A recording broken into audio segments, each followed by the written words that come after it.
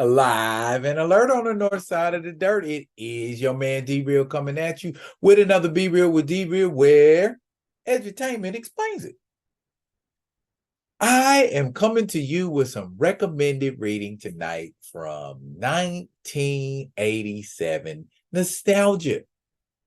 Yeah, but it's a cool book because it was done by Roger Stern and Mark Silvestri.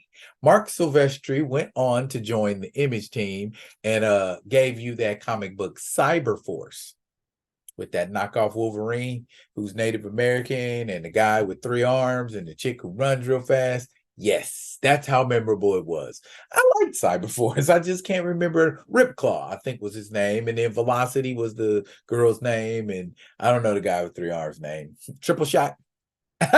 Anyway, let's get down into this X-Men versus Avengers book. And before we do, we need to get the legalese out of the way. Comment, like, subscribe, and share the Be Real with D-Real page so that when new material comes out, new material, you get it. If you're digging what a brother's shoveling, put some dirt in my bucket. Comment, like, subscribe, and share because edutainment is what I do. X-Men versus Avengers. Let's get to it. There it is. A 4-issue limited series, X-Men versus the Avengers, which has a cover date, the first issue of April 1987, and ran through the summer of 1987. I remember collecting this particular limited series while I was in the military, and I picked it up, on a military base, and so it has military ads and stuff for the PX inside of it. So they're in pretty good condition too, so we can see what happens. But issue 1 of X-Men versus Avengers, and this is X-Men Avengers number 1. X-Men versus the Avengers number 1. Dr. Druid. Never liked that guy. I never did. I never liked that guy because he does stuff like this. Mass hypnosis. Wow, man. Can you imagine how you could abuse mass hypnosis? And there is Monica Rambeau helping to do what she does. Meteor shower. And she's going through it, handling it like only she can.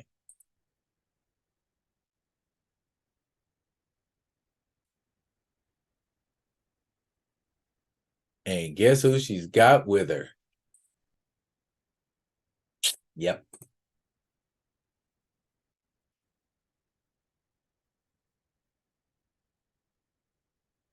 Huh. I like that outfit, man. Hasbro, I need this outfit.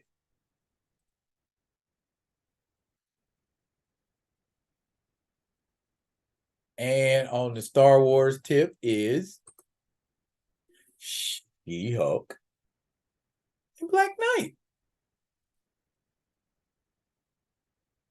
And they get hit.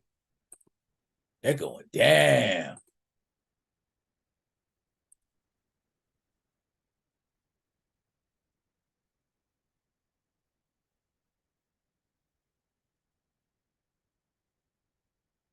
And Thor to the rescue.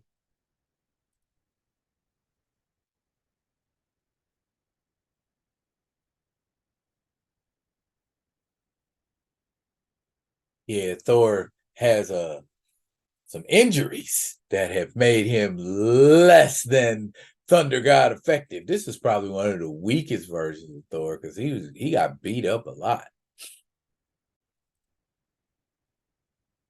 And there's She-Hulk being She-Hulk. Now, why do they eventually come into combat with the X-Men?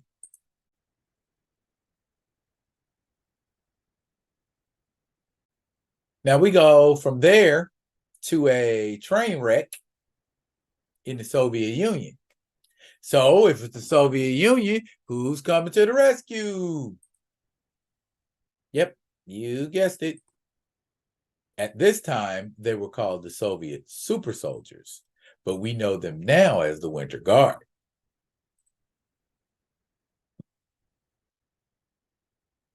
Vanguard has kind of, I guess, sort of like personal force field powers, I guess is what I'd call it.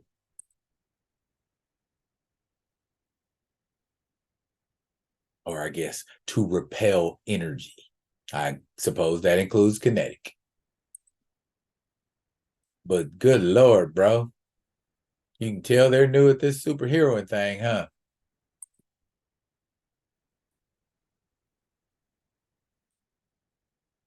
I create a gas spill. Wow. But Dark Star uses the Dark Force to contain it. While the Titanium Man is saving workers. But the way they're talking about it is like, oh, you saved that, but you was too stupid to do this. Great team dynamics. Dark Star and Vanguard are brother and sister. I wonder why Vanguard doesn't have an action figure. Go figure.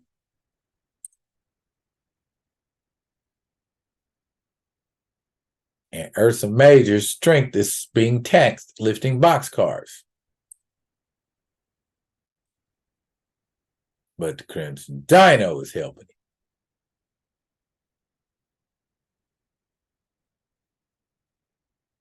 And they don't want his help, it seems like.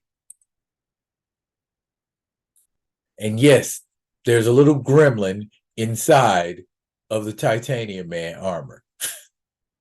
Get this, he's the son of another guy who calls himself the Gargoyle. Way, way, way back in the day in the Hulk. Check it out. So now they are deciding to work together.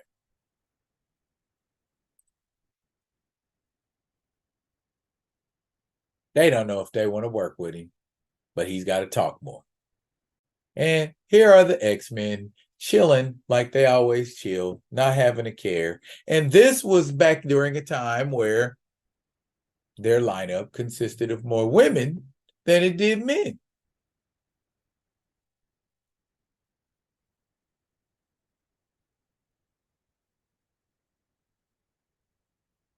And they're having a playful time.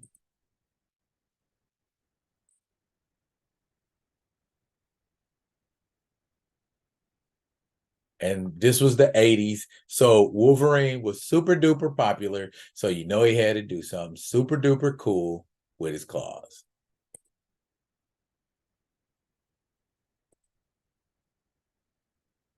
Like kill a fly.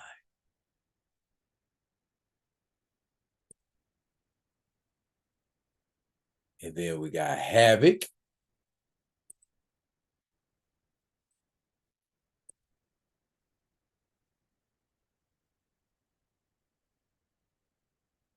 Explosions. The Wolverine knows Havoc.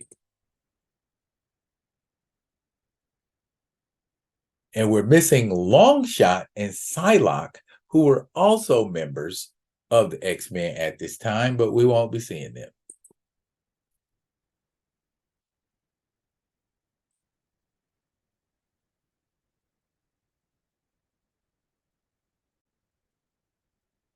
There's Storm contemplating, ooh, Thor, he can bend the storm to his will so easily.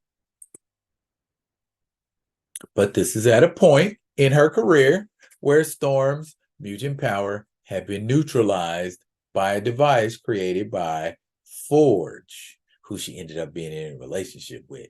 What? Huh? Why would I want to be in a relationship with somebody who depowered me? It's a deeper story than that. Y'all have to read it. Claremont Byrne era.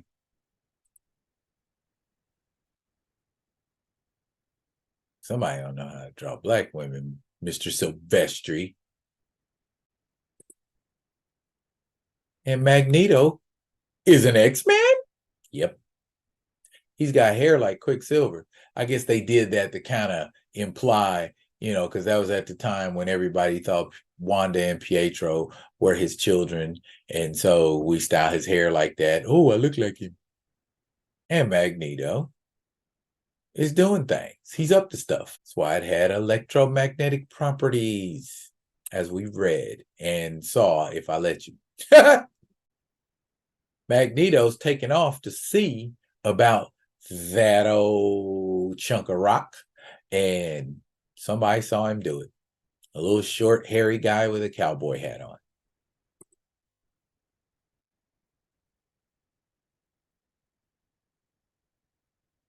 Okay, girls, time to get out of these swimsuits, get into your action suits. That's what Wolverine's gonna tell them. Get your own, see, get your clothes on, get ready to roll. Period.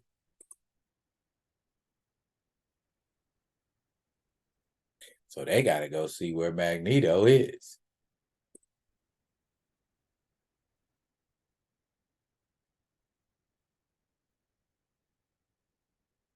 Now that's what happened to his orbital fortress.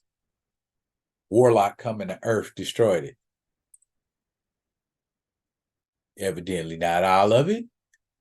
And so we're scrambling to help Magneto.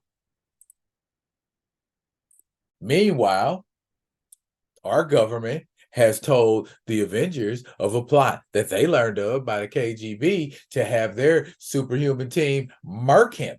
But the Avengers don't want to murk him. They want to bring him to justice, which is going to bring them into conflict with, yep, the X-Men. Long story short, the Avengers see him as a threat to be taken down. The X-Men see him as an ally to be supported and backed up. We remember Magneto as the villain of all villains. At one point, Magneto was as villainous as Dr. Doom. And Thor's recalling a plot he thwarted of Magneto's. All that. On and on and on and on and on and on.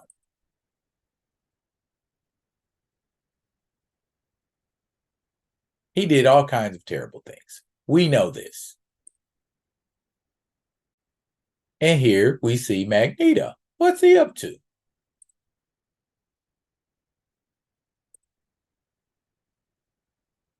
He ain't up to nothing. Because Monica Rambeau, a.k.a. Captain Marvel, at the time, has found his ass.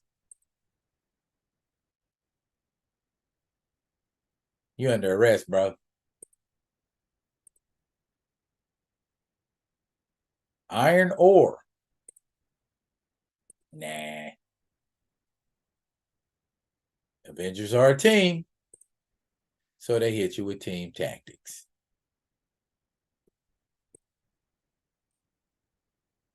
Yep. You're going to the world court, buddy.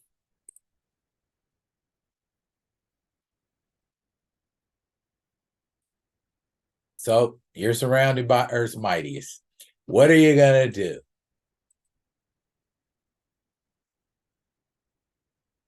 Uh-oh. Dr. Druid done put the whammy on him. And here we thought we were going to get some action. Oh, I guess we are. Courtesy of the Avengers, a roster that is currently not powerful enough to take on the Avengers dolo. They need some Colossus, man, and Storm needs her powers. So, yeah, this is a wash here.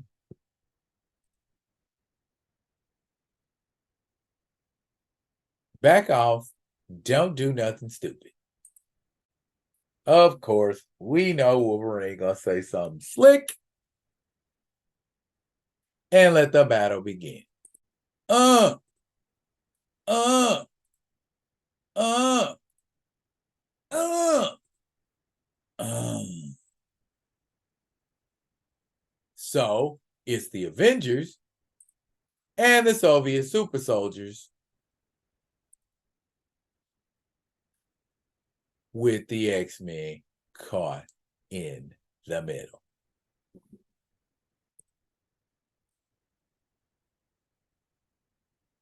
You're harboring a mass murder. Can it, Shorty? We'll handle this. Uh-oh. Why'd you do that? See, Russians is different. You move, we attack. And that is part 1 of X-Men versus Avengers. Come back, same bad time, same bad channel. We'll get right back into it. That's it for now, but fret not. I will be coming at you with another one of them other ones. And until I do, yeah, y'all be good. Be good to each other.